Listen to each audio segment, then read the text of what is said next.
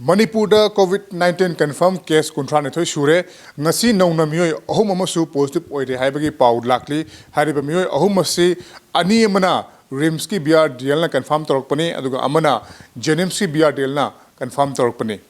rims na confirm toriba mioi ase amana Thawal district tagini aduga amana Joribam district tagini makhoi ani mak mapandagi lakpa mioi ngaktani Thawal district tagi mioi asina Delhi dagi lakpa mioi ni aduga Joribam district ki positive oiba mioi asina Maharashtra dagi lakpa mioi ni hairi aduga Jenims dagi positive oibagi pau lakliba mioi asina haukiba mi tang tara dagi Chennai tharautuna Manipur da yorokhiba train adu yorokpa mioi ni hairi Chuchampur dagi positive oiba masing ase puna mioi 35 sukhre makhoi khudimak Chennai dagi Imphal tama lakhiba train adu yorokhiba ngaktani Haujimak rims samadi Jenims lariba COVID-19 के patient सिंग असे ngarang discharge tawkhiba mioi ani dunatana atopa negative oibagi pau leitri aduga haukiba megi tang 15 da Mumbai dagi halakhiba mioi ama positive oiram khiba du hayeng asi test tawduna amuka na test tawduna mahaki report kari laklibagi haibadu khangnabo hona gadawri aduga karigumba mahak asi negative oiram lagadi mahaki discharge tawbigi wafamsu khanagani hairi aduga haju fawbagi oinadi Jenims lariba thafa driba angang macha dusu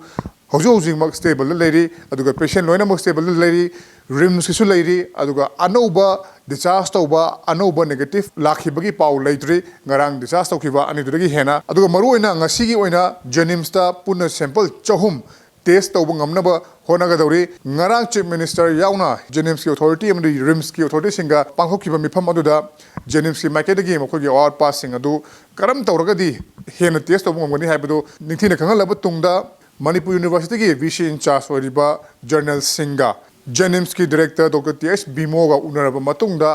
university असगी biotechnology department दगी PhD scholar तरुक लौरगा Jenims की तौरिबा testing असिदा मतिंग पांगनबा यानाकी अदुगा हारिबा PhD स्कॉलर तरुगसिगी मनुंगदा मरी मदि लाकपा हौदुना मखोइ सिंगसु टेस्ट तौबगी थबकता मतिंग पांगसिनदुना हौजिमक अकन ममोंगदा टेस्ट तौबगी थबक चथारी अदुगा ngasi नोंगमुनि सिगी मनुंगदा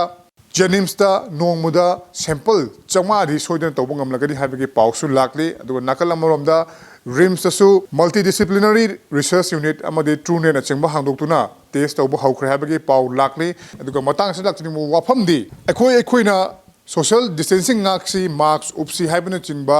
lenga ki makai dagi me tongan ba authority singa tatana haikhiwa famadu ekhoina hojikti hairiba chuchampur gi thodok asidagi कोई तमहौब यारे मरमदी सोशल डिस्टेंसिंग तौदना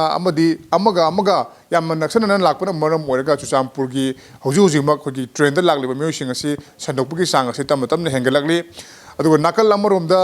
अखोइना लेंगाकदा सुम इंथोकपा अमदी हेल्थ वर्कर सिंगदा पुलिस दा इंथोकतुना अखोइ मसेन ब्लेम तोनबगी मथकता ख्वाइदगी मरुओइना कोइना पाखेकदबा से इसाना खंगना इसागी रोल इसागी थौदांग असे निंगथिना पांगथोकपा मरुओइना सोशल डिस्टेंसिंग आंग अचटपा मास्क उपपा तोंगान बा चेखन थोरांग कया मा पीरिबा सिंग असे इसाना खंगना लखलगदी हौजिमक मणिपुर दा कोविड-19 के केस हेंगलगलिबा असेदगी खरदौरबसु नाकथोकपा ngamgani मखाताबा अपडेट सिंग मतम के पिजगे हौजिगे रदि कैमरा पर्सन चुंखाम सुभाष कलोनेना परमजरिबा आई खेट्रुमेम प्रेमचांद इम्पैक्ट न्यूज़ इम्फाल